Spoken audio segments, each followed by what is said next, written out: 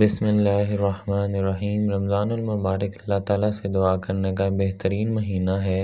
یہ مہینہ اللہ تعالیٰ کی طرف سے رحمتوں کا بڑا تحفہ ہے۔ اس مہینے میں ہم سب کو اللہ تعالیٰ سے اپنی دعائیں قبول کرنے کا موقع ملتا ہے۔ جب کوئی رمضان میں نیکی کرتا ہے تو اللہ تعالیٰ اسے عام دنوں میں نیکی کرنے کے مقابلے میں 70 گنا زیادہ اجر عطا فرماتا ہے۔ رمضان المبارک کے دوسرے عشرہ کی دعا۔ دوسرا عشرہ 11 رمضان سے 20 رمضان تک جاری رہے گا۔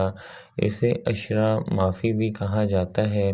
اللہ تعالیٰ سے معافی مانگنے کے لیے مسلمانوں کو رمضان المبارک میں ہر دن خصوصی دعائیں کرنی پڑتی ہیں۔ اللہ تعالیٰ سے مختلف نام بھی ہیں، جیسے کہ رحم کرنے والا، معاف کرنے والا اور بہت سے نام۔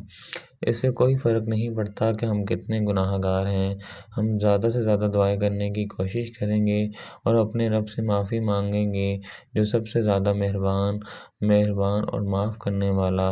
مسلمان دوسرے عشرے کی دعا کو اردو زبان میں دوسرے عشرے کی دعا بھی کہتے ہیں۔ یہ دعا درج ذیل ہے: استغفر اللہ ربی من کل ذنب واتوب الیہ۔ میں اللہ سے اپنے تمام گناہوں کی معافی مانگتا ہوں اور اس کی طرف رجوع کرتا ہوں۔